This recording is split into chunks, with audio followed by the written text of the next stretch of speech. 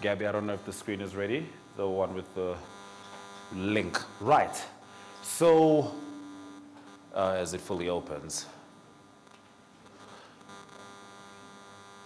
just wait for it to be expanded.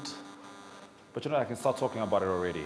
So what you're seeing here is a QR code with a link. You can take a picture of this link. You can make use of the QR code. We will show it again in between each of the talks. What is it for? You'll be able to access these talks, these sessions.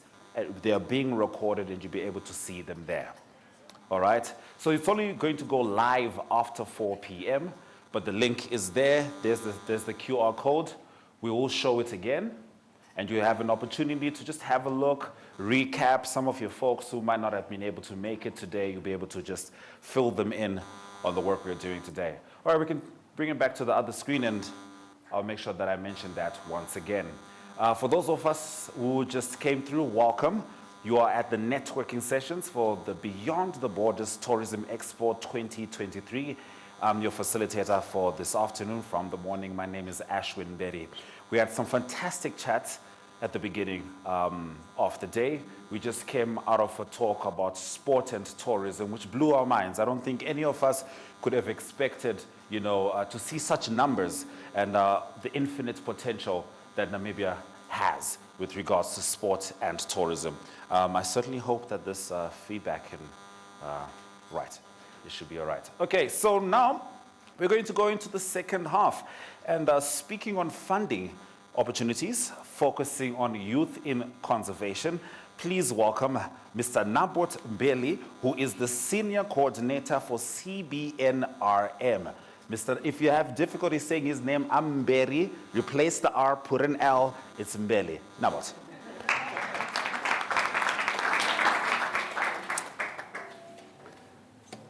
Thank you, Ashwin. Afternoon, everyone, and welcome. Thank you for joining us this afternoon. So I'll start off by asking, who's heard about CBNRM before? With a show of hands. CBNRM? Okay, do we know what it's all about? Can somebody just stand up and tell us what is CBNRM? What is it about? Briefly, just briefly. Any volunteers, any takers? Yes? No?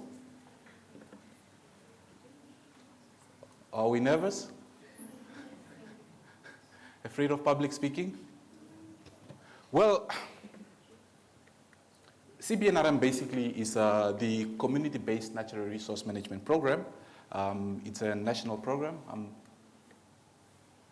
The clicker, I don't know, it's not going.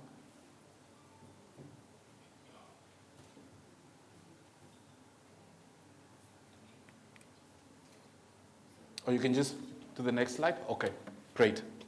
So, ladies and gentlemen, my name is Nabot Mbeeli. I'm the Senior Coordinator for the Community-Based Natural Resource Management Program.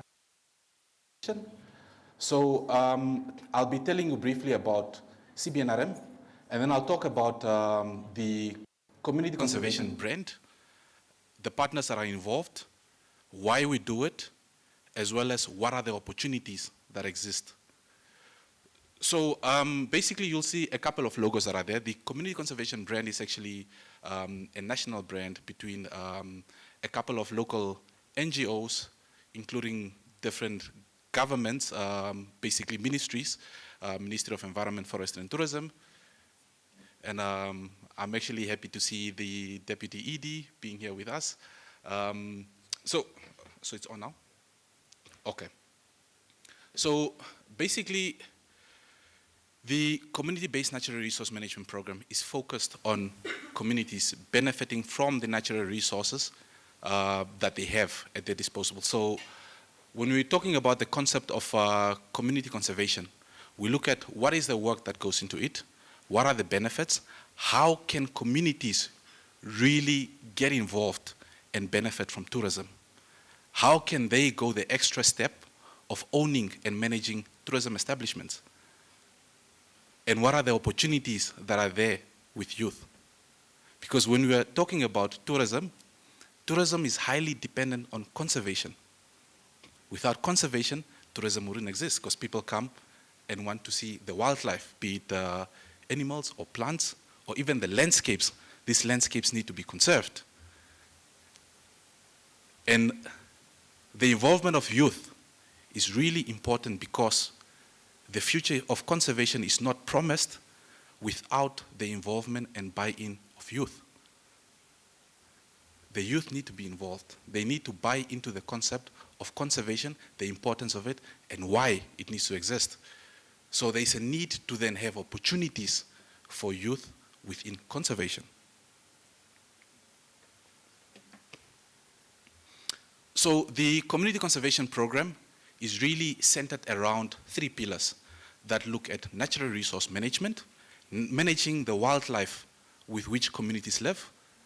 This is basically your wildlife, your elephants, your hippos, your lions that are causing a lot of devastation as well. That is natural resource management. And the other pillar is business enterprise and livelihoods. After you have then established a vibrant population of wildlife, how do you set up business enterprises around that are community driven to improve people's livelihoods? And then with that as well, there's the governance and institutional capacity, because then you want people from communities to be the ones that are managing their wildlife and running their business establishments themselves to benefit themselves as well as the youth and the whole community at large. So basically, our concept of CBNRM and the community-based natural resource management has been to a certain extent disconnected with youth. More so because youth are interested in urban opportunities and nobody wants to be in the villages. And as a matter of fact, within a couple of years, Namibia is seen to become an urban population where you're looking at about or more than 50% of the population living in urban areas, your towns, your big towns, you know, Windhoek, Swakopmund, Walvis Bay, Oshakati, Rundu, and so on, and not in the villages. Everyone is running away from the villages, but then this is also where opportunities exist. So really, what are the, I'll take you back a bit. So what are the opportunities that are there for youth? They are really centered around basically craft production, and then as well as running campsites, cultural villages, lodges, as well as tour guides, tourism, trophy hunting, you know, taxidermy. So there is quite a lot of opportunities in this sector. But then how do we unlock these opportunities? How can we get involved? So what is really important is that we need to get involved in conservation by understanding what conservation is and how it's taking place on a local level will you really be able to unlock the potentials that exist. And how does it start off? It starts off by volunteering. And some of us that are also from villages or local communities, let's look at what are the conservation interventions that are happening. If I'm from a conservancy, do we know conservancies at all? What a conservancy is? Just by a show of hand, who knows what a conservancy is? Don't be shy. I'm not going to ask you a follow-up question. Yeah. If you know what a conservancy is, then you just show, you know. Okay, because I really want to get an indication of how many people know what a conservancy is, which is very, very few people. So a conservancy is a legally registered and gazetted area that has boundaries to which rights over wildlife have been devolved for them to benefit by benefiting from the wildlife itself as well as tourism establishment. So it is basically communities across the country that then come together and they say we want to form a conservancy so that we get rights over wildlife from government. And these are legally registered as well as recognized rights. They manage their own wildlife.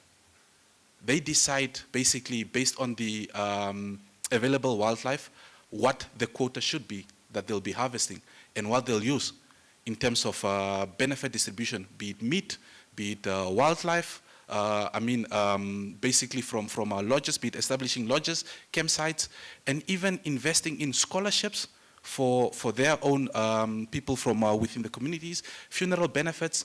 I've seen conservancies basically establishing rural electrification projects, building clinics and even schools. And across the country, we have 86 registered conservancies and 2 associations.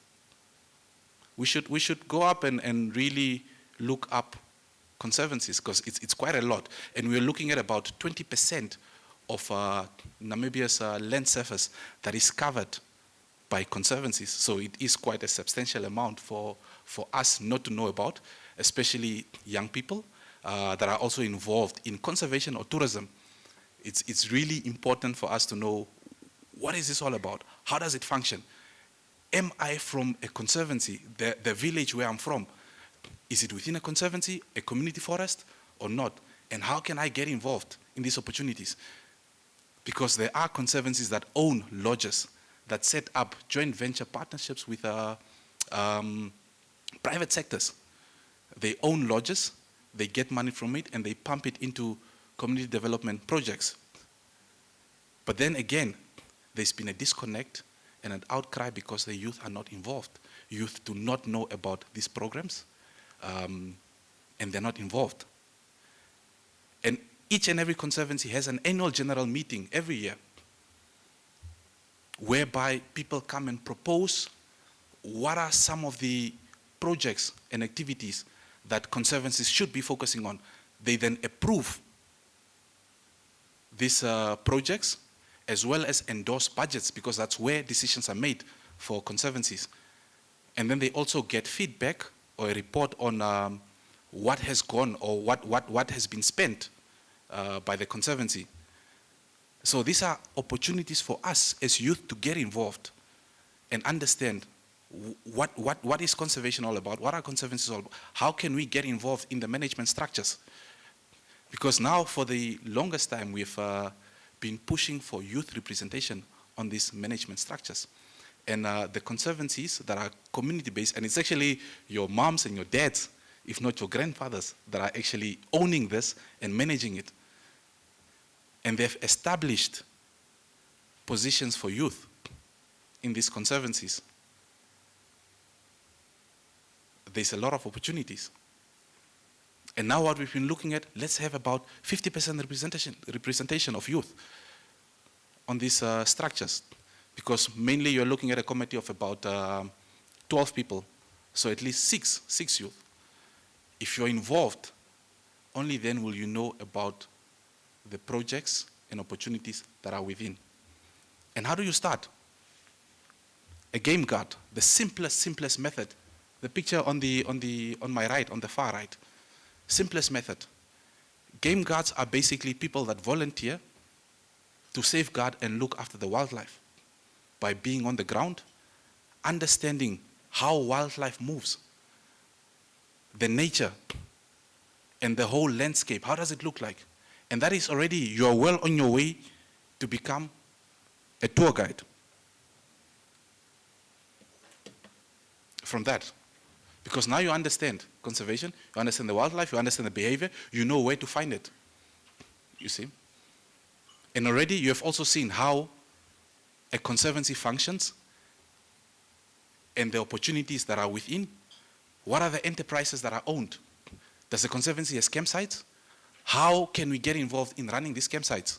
How can we get involved in hospitality in terms of providing hospitality services to this conservancy community-owned enterprises? Opportunities from within. And as a program alone, there's a couple of people that are involved, about 10 members of NACSO. NACSO is the Namibian Association of CBNRM Support Organizations that are involved in providing support to these establishments in terms of natural resource management, governance, institutional development, and business enterprises. So even celebrations of events like Earth Hour. This is where you can get involved to really understand and get involved in the activities themselves. Earth Hour, we have the Rhino Pride campaign that is always held annually in Korijas, where we celebrate our diversity and wildlife.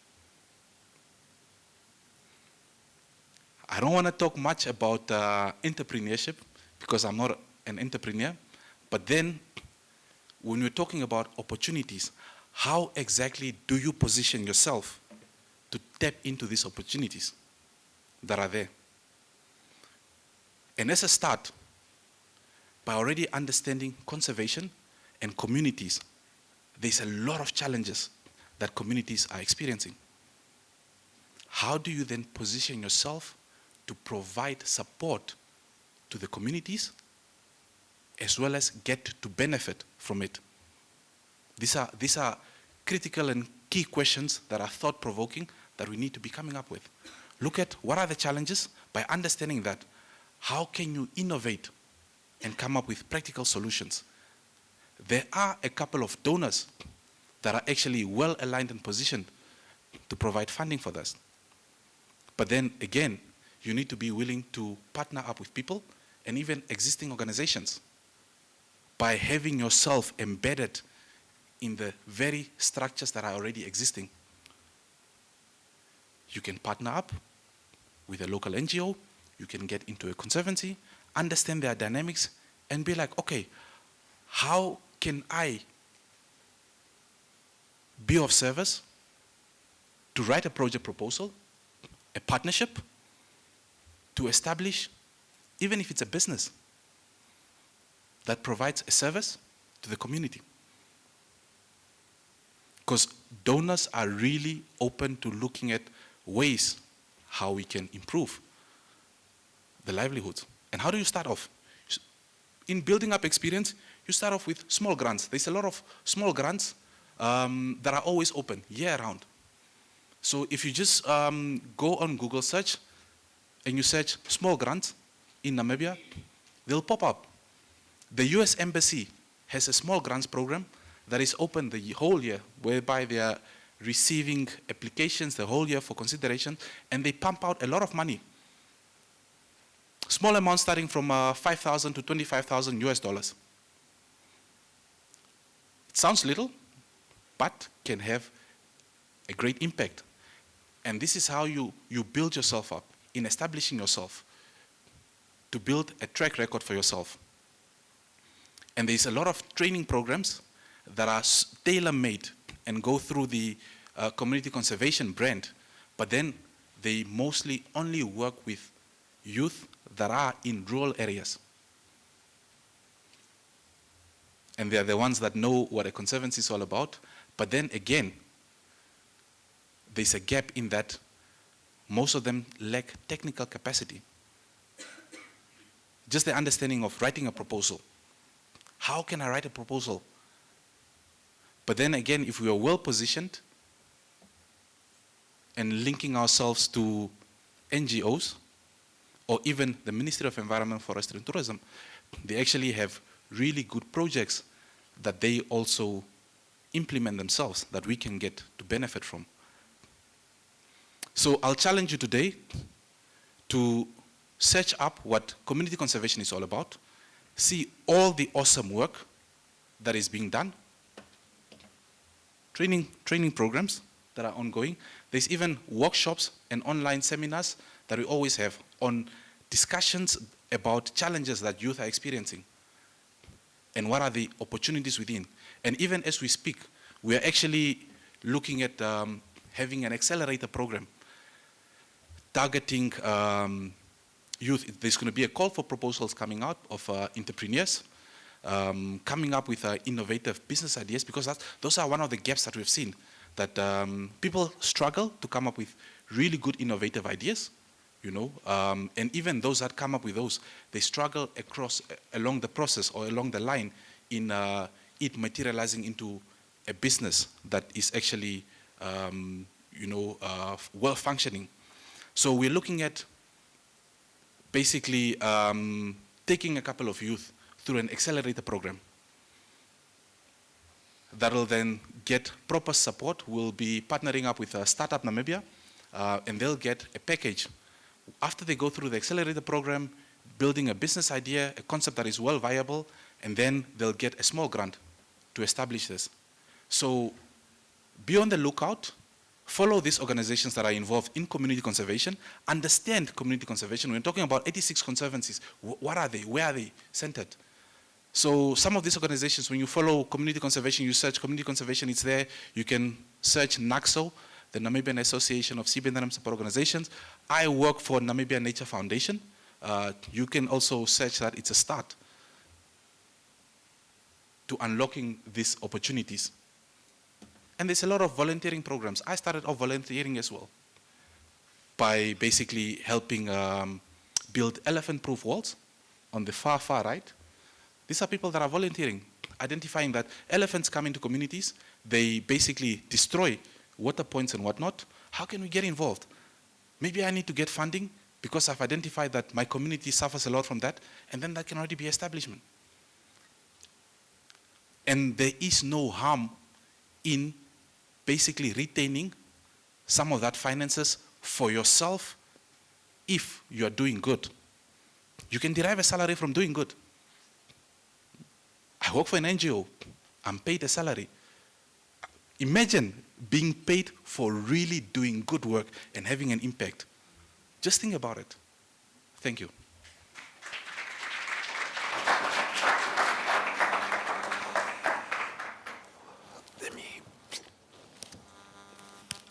By the way, the owner of a blue Golf N886R, you are unfortunately parked in a restricted area, so could you please move the vehicle? Blue VW Golf. Right. Wow.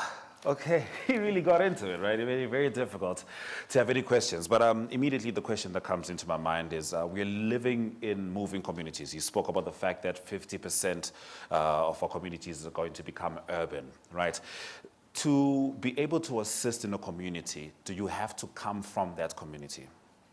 Or perhaps you've relocated from the north to the coast. Is there sort of like priority for, if you're from that community, you're the ones prioritized to serve in that community, or can a Namibian serve in any conservancy? Really good question.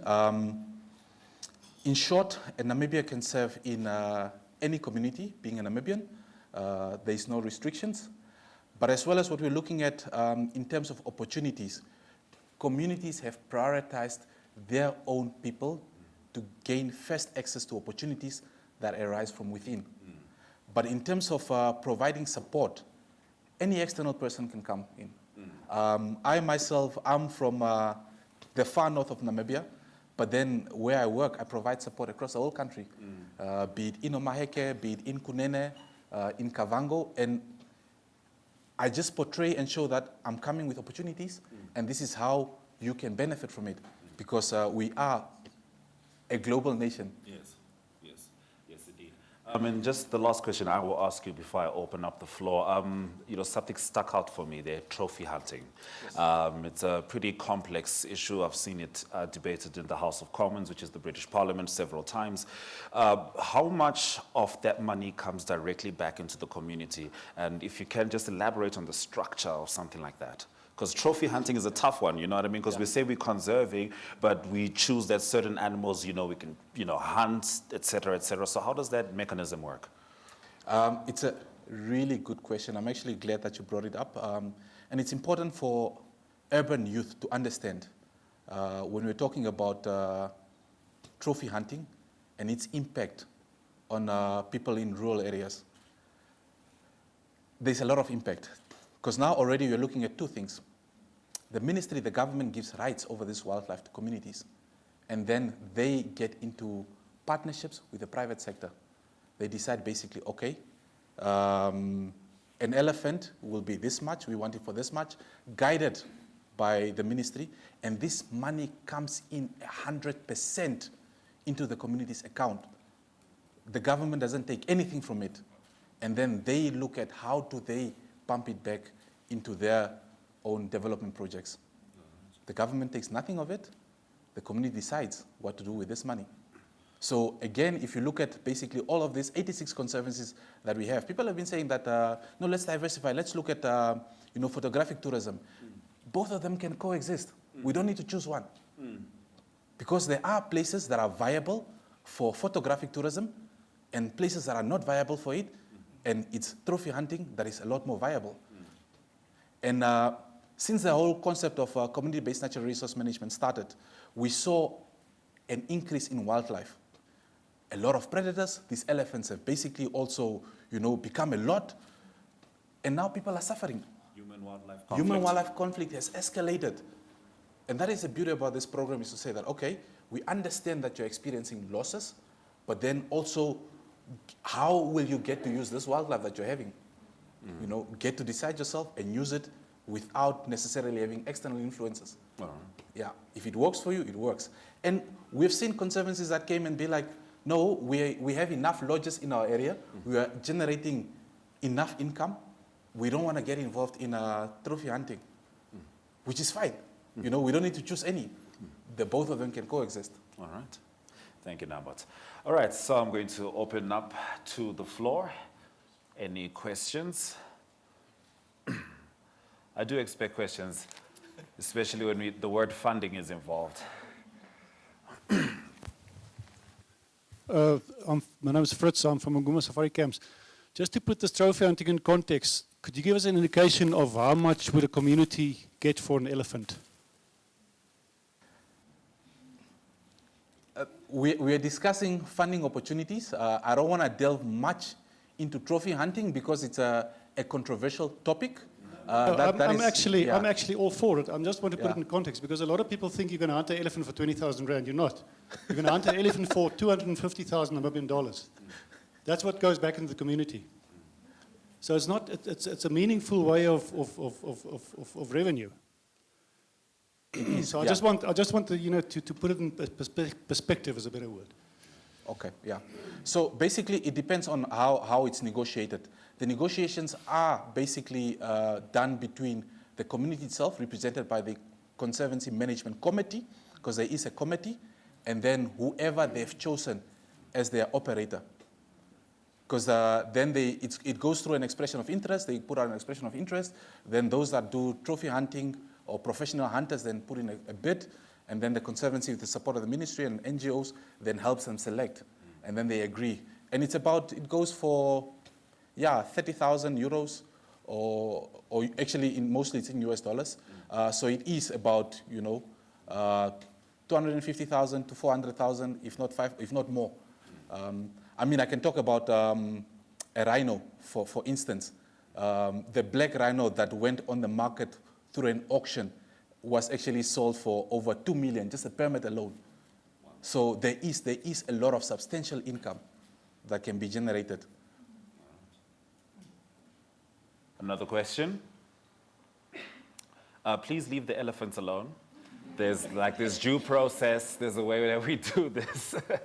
We must remember that the key word is conservation. We're trying to make sure that the future has something to see when they come to Namibia. This just happens to be one of the ways, I am assuming, that assist in making that happen. Yes, sir. All right. Just a little bit away from the elephant and the rhinos. We want to keep something small. I'm trying to, actually we're setting up a rest camp at the village. And then we come up with the idea, how do we attract visitors or tourists? Since there is no tourism attraction, whether it's natural or man-made, so we take the history of the place called Okodondudu. So it translates as tortoise. So I went on the internet and do a research on how is the extinction of it, and recognized in Namibia for protection or not. And you can see it actually from our history background that they name it tortoise because there was plenty of them. And now you find only one a year or two, it become extinct now. So what we are trying to do is that how do we go about registering? We haven't come to the process of registering, but how do we start now creating within the area? And I'm sure it will protect, generate income to the local people at the beach. At the same time, also attracting tourists to come in, and even some of them buying those tortoises to become their pet at the house and so forth. So maybe if from the ministry or the government side, how do we go about registering? But when you go on the internet, they look at the marine tortoise only. They haven't go much on the land tortoise. So maybe you can give more light and then also communicate later. Thank you very much. Okay, thanks. So your question is around how to register a conservancy? Yes. The importance is buy-in. So already as a community, the ministry actually has guidelines on establishing a conservancy. If you go on their website or even if you go on the NACSO website, there are detailed guidelines on going about the process up until it's legally registered. But the important part of it is buy-in. So the whole community needs to be interested in having a conservancy, having already consulted the traditional authority.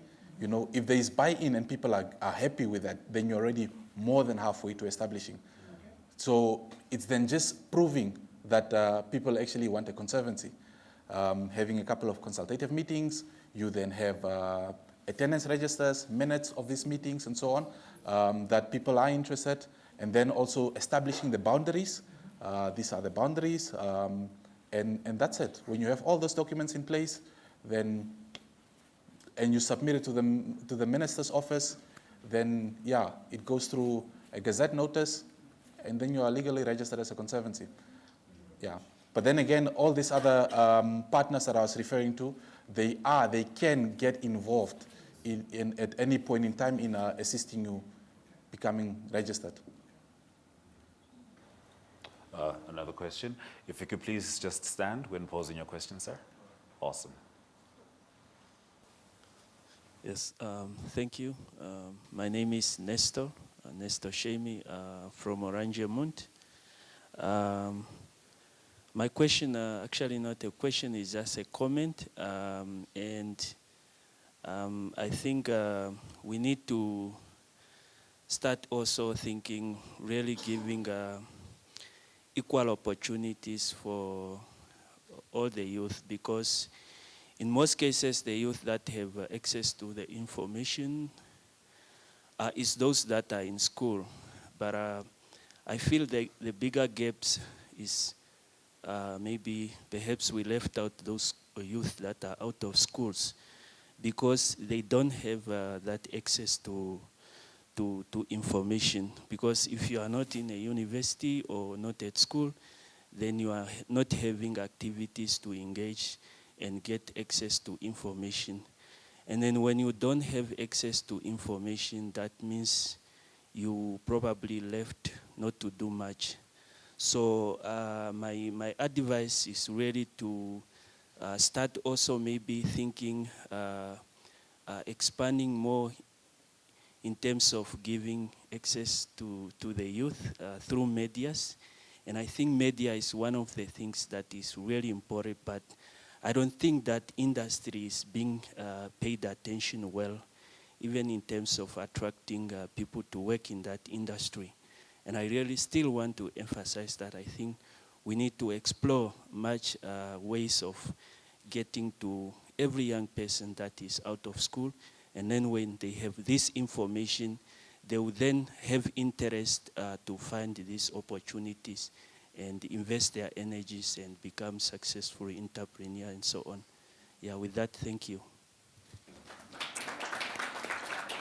Actually, yeah, a really, really good point coming from him. Access to information. And there's so much information that is flying around, you know, that the world is undergoing what I call information overload. And we're struggling to sieve out what is important from what is not important. Especially if you go on social media, there's so much information. But yet again, how do you filter out what is important? Because even the brand that I was talking about, community conservation, even NACSO and all these other partners, they are actively involved on social media, putting out the work that they do. And in that, they're actually targeting a lot more of the urban youth that are on social media. And then the ones that are then left out are primarily the rural youth that in most cases don't have access to smartphones or internet and so on. But then how do they get involved? It's because the program then has roots on the ground when it comes to implementation. So then trying to distribute this access to information equitably. Yes, truly, truly. And you know, I think it would be safe to say that conservation is one of the highest forms of patriotism. You know, it's true, unfiltered loyalty to your country. And then it just sounds back to a lot of African youths in particular. We know where we spend December. Right, there's a reason we only really snap in January, because December we're in the village, right? And in the village we all have cousins and folks that we are very, very fond of, who we wish we could do something for, but for the most part we're just trying to make our own lives work. And I think that this could be one of those opportunities where, if we're the ones who are getting this access to information, let's try to see if we can take up that responsibility to go home, to talk to our cousins, and to see the opportunities in our own villages, and see how we can continue to conserve Namibia. Local Namibians have actually started traveling, you know, really open and wanting to see what does this country have to offer, which wasn't the case. You know, I grew up in Swakopmund, and my route was always Swakop or Vambolen and back. That's it. I didn't know anywhere else, you know. But then it has changed. You know, people are going to Etosha, they're going to the south, Sossusvlei, Swakopmund for holidays, all these different places. And now they've set it up in such a way that Christmas is with family, wherever it is in the village, and then afterwards we travel. Yes. Yeah. So there is quite a lot of opportunities. One just needs to look into, how do I get to benefit from this domestic, you know, tourism market that is developing. Yes. You know, people have become so urban that they've missed out on what it means to just be in a village, sit around the fire. You know, what are the opportunities that I can create for urban youth that have basically lost and disconnected from the rural, to actually come to the rural areas, to my house or whatnot, offering a package, you know, and benefit from that income into your pocket. It just needs a bit of innovation. Yes, indeed. Same. Thank you. I'm actually really moved by the challenge earlier raised by the young men here. Because it is a real challenge in terms of accessibility of information, especially for those that are far from, you know, urban towns or facilities that provide those information, like the schools he mentioned and so on. And because it's also something that I've never thought of before. And what I want to advise is that for our youth is that you are in the best position. They are best placed to know their real experiences, their real difficulties. What our Namibian youth need to start doing is to become solution-oriented as well. As much as we are identifying these problems and challenges that we have, this also creates an opportunity for them to think as, what solution, what is it, how can we solve our problem? How can we solve this problem that we have? Now, listening to him in terms of information accessibility, not being in school, but what is the one thing that the youth really is accessible, you know, have access to? It's a mobile phone. That is one thing that they cannot do without. Almost every youth has a phone in their hand.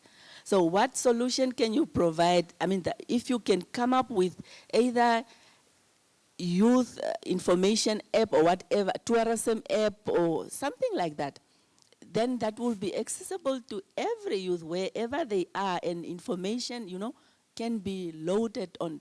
We are living in a modern, you know, age in terms of ICT, and those are the things and the mindset that really I want to advise our youth to be gearing to, you know. Thank you.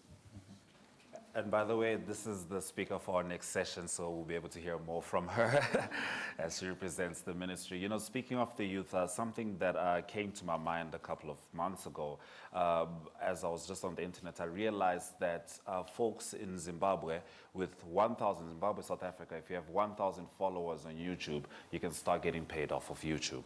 You know what I mean? So I think it would be interesting to, I'm not sure which particular ministry, it could be ICT, it sounds like it could be ICT, where we can find a way to make sure, because this blockage is right now, Namibians cannot make money from their YouTube videos. If you were here yesterday during the expo, during the presentations, we saw some beautiful, stunning vlogs done by Namibians just using their cell phones and traveling. Wouldn't it be wonderful if these people could sustain themselves from showing love for their country? Just putting that out there. All right. I'd just like to say, I'm just keeping mind of time. I'll get some remarks from you, and then we'll take one more question from the back, or remarks from Maggie. Yes. Let's just take the question, and then I'll come in with last remarks. All right, good.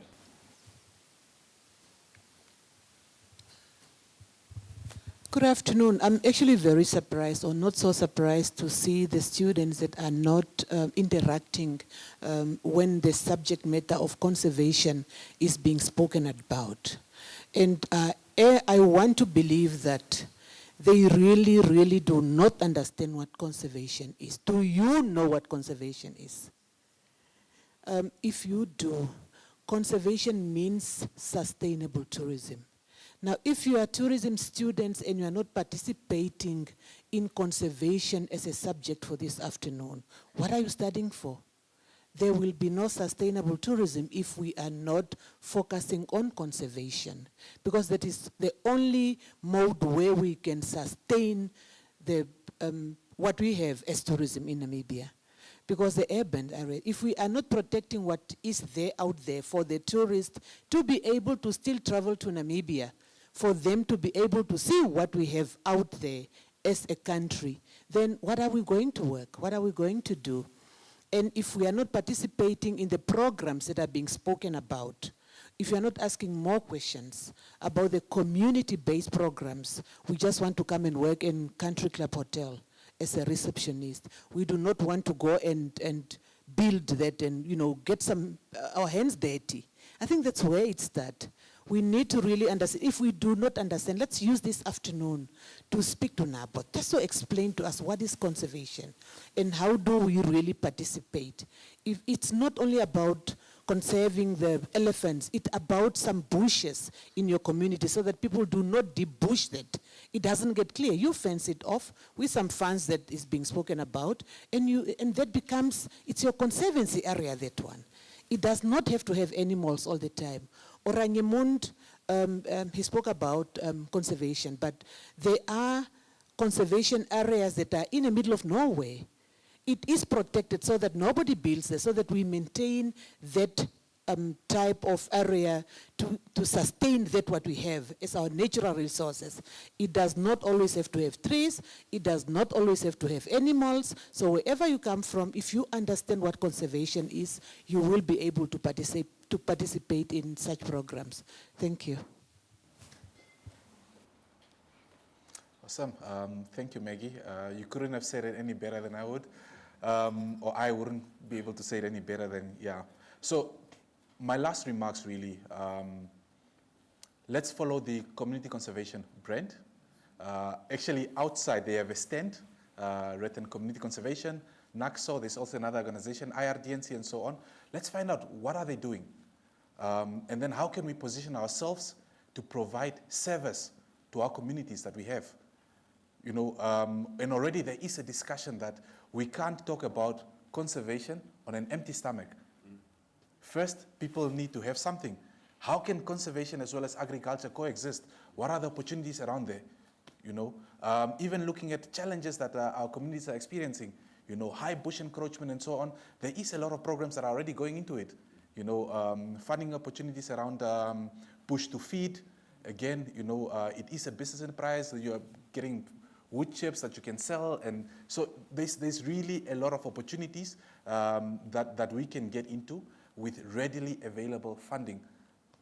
The Ministry of Environment, Forestry and Tourism and government overall have done a lot of effort in really trying to source funding, which is readily available. We just need youth to innovate and, yes, come close to conservation and get involved. Yes, indeed. Ladies and gentlemen, Nabot Mbeeli.